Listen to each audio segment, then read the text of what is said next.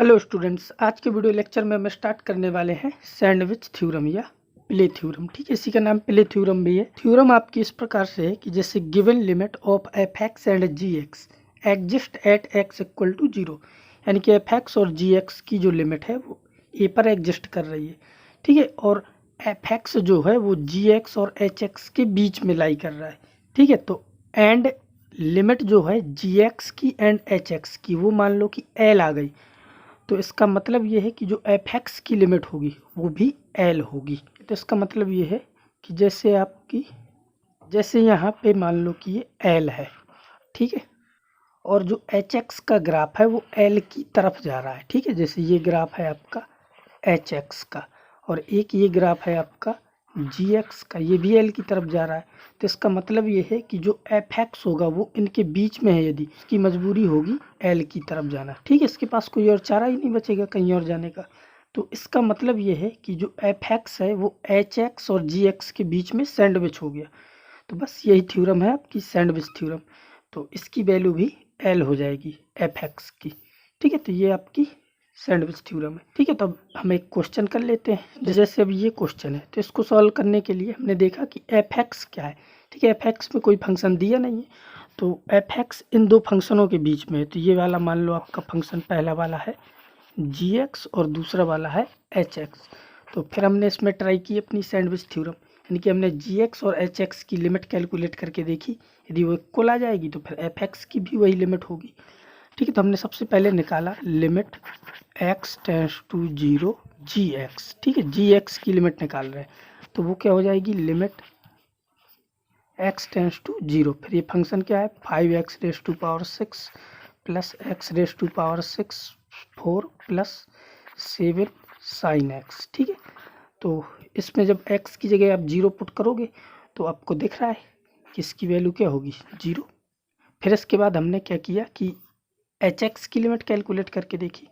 तो यहाँ पे हम लिख रहे हैं limit x tends to 0 h x. ठीक है, तो वो आपकी क्या हो जाएगी लिमिट एक्स टेंस टू 0 और एच एक्स आपका क्या है x raise to power 4 plus 5x square plus 7x।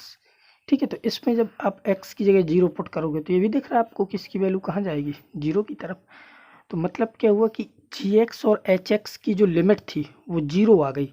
Now using sandwich theorem, इसकी जो एफ एक्स की लिमिट होगी वो आपकी क्या आ जाएगी limit x tends to 0 f x equal to वो भी क्या आ जाएगी 0। ठीक है, तो यही आपका क्वेश्चन था, ये सॉल्व हो चुका है। ठीक है, तो ये बहुत सिंपल सा क्वेश्चन था, ये तो आपको क्लियर हो गया होगा। इसके बाद एक नेक्स्ट क्वेश्चन है, जैसे ये है। तो इस क्वेश्चन को सॉल्व करने के लिए हमने जो भी लिमिट में अभी तक मेथड पढ़े हैं या जो भी कुछ पढ़ा है वो सारी चीज़ें जैसे लगा के देख ली, तो भी हमें दिख रहा है कि ये क्वेश्चन हमारा सॉल्व नहीं होगा। तो फिर हमने कुछ ऐसा सोचा कि क्या इसमें सैंडविच थ्योरम लग सकती है। क्या सैंडविच थ्योरम लगाने के लिए फिर हमें क्या करना पड़ेगा कि 3 फंक्शन एज्यूम करने पड़ेंगे। तो सबसे पहले तो जैसे मैंने एक फंक्शन माना लेट, ठीक है, एफ एन। ठीक है, एफ एन इक्वल टू ये जो लिखा है यानी कि n upon n square plus 1 plus n upon n square plus 2 plus N so on n upon n square 5n। यदि अब आप इन दो टर्मों में देखो, जैसे इसमें और इसमें, यदि मैं आपसे ये पूछूं कि इनमें बड़ा कौन है, तो आपको दिख रहा है कि ये टर्म बड़ा है, क्योंकि इसमें डिनोमिनेटर में जैसे ये एन अपॉन एन स्क्वायर ये सब में सेम है। ठीक है, बट इसमें डिनोमिनेटर में 1 ऐड किया गया, इसमें 2 ऐड किया गया। तो ऐसे जाने में ये टर्म छोटे हो रहे हैं, यानी कि ये डिनोमिनेटर बढ़ रहा है, तो इसका मतलब कि ये वैल्यू जो आगे जाने में डिक्रीज करेगी। तो ये आपका सबसे बड़ा टर्म होगा और ये सबसे छोटा टर्म होगा। यदि अब मुझे दो फंक्शन बनाने हैं, जैसे एक जी एन और एक एच एन, तो ऐसा फंक्शन बनाना है कि जी एन हमेशा एफ एन से छोटा हो। ठीक है, तो हमने जी एन एक ऐसा फंक्शन एज्यूम किया। ठीक है, हमें पता है इसमें कि ये टर्म सबसे बड़ा है और ये टर्म सबसे छोटा है, तो हमने सारे छोटे टर्म ले लिए। तो जी एन हमेशा एफ एन से छोटा रहेगा। इसको ऐसे लिखा n upon n square plus 5n। ठीक है, प्लस नेक्स्ट टर्म भी n upon n square plus 5n। ठीक है, प्लस एन सोन, और लास्ट टर्म क्या है n upon n square plus 5n। कि जैसे ये टर्म इससे बड़ा है तो इसमें ये ऐड करोगे, और ये जो टर्म है ये टर्म सबसे छोटा है, तो इन्हीं टर्मों को हमने साथ में लिख लिया। जैसे ये दोनों तो आपके सेम है, ठीक है, और इसके पहले जो टर्म आएगा वो इससे बड़ा होगा, इसके जस्ट पहले जो यहाँ पे टर्म होगा वो इस वाले टर्म से बड़ा होगा, ठीक है। यानी कि ये जो टर्म यहाँ पे लिखा जाएगा वो इस टर्म से बड़ा होगा।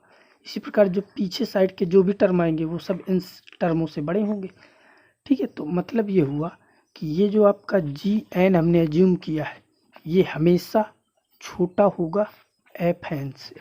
ये है आपकी पहली कंडीशन। इसी प्रकार अब मुझे एक फंक्शन बनाना है एच एन, ठीक है। तो एच एन हमने ऐसा एज्यूम किया, ठीक है। एच एन हमने ऐसा लिया कि बड़े टर्मों को ले लिया। तो बड़ा टर्म कौन था? N upon n square plus one. तो n upon n square plus one plus n upon n square plus one plus N सोन, लास्ट टर्म भी n upon n square plus one, ठीक है। ये अब इसमें आप ये चेक कर सकते हो कि एन अपॉन एन स्क्वायर सबसे बड़ा टर्म था, ठीक है, इसमें ये सबसे बड़ा टर्म है।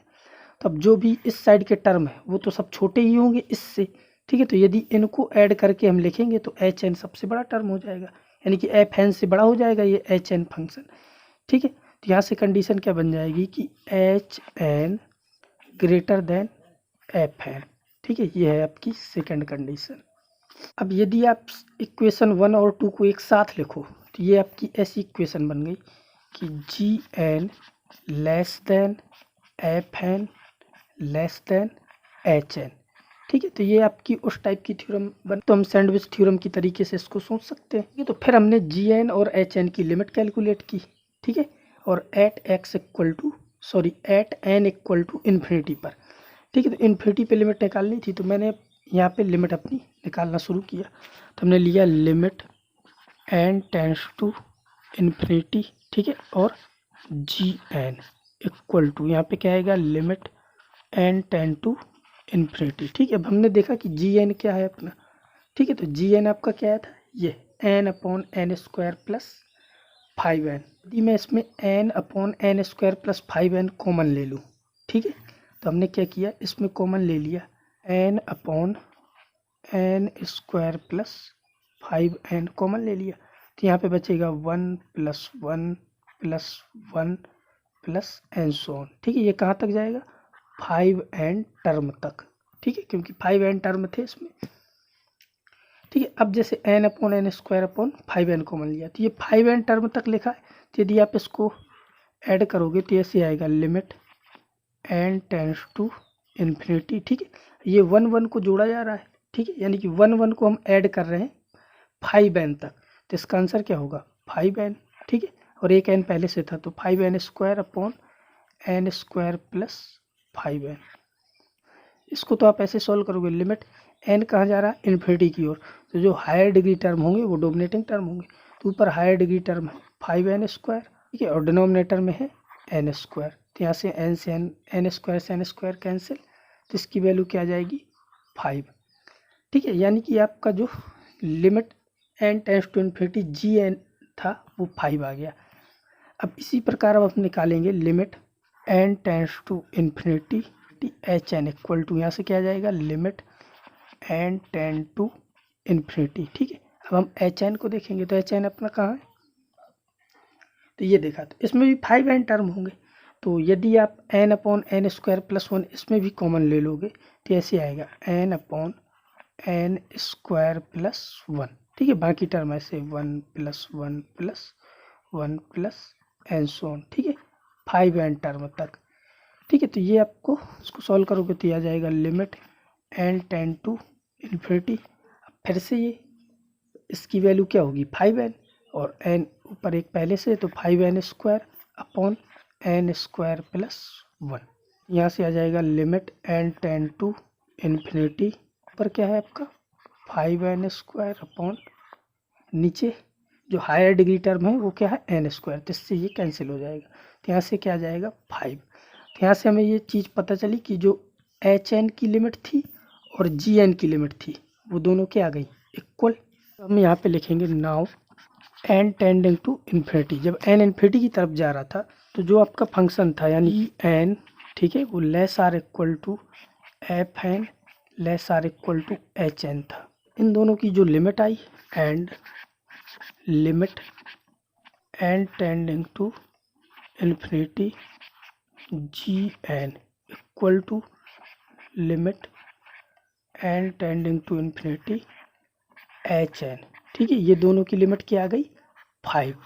तो बाई सैंडविच थ्योरम लिखेंगे hence using sandwich theorem limit n tend to infinity, ठीक है, एफ एन वो भी क्या हो जाएगी 5, ठीक है। और यही इसका आंसर हो जाएगा इस क्वेश्चन का, ठीक है। तो अब यहाँ से आप सैंडविच थ्योरम समझ गए होंगे कि कैसे हमें अप्लाई करना है।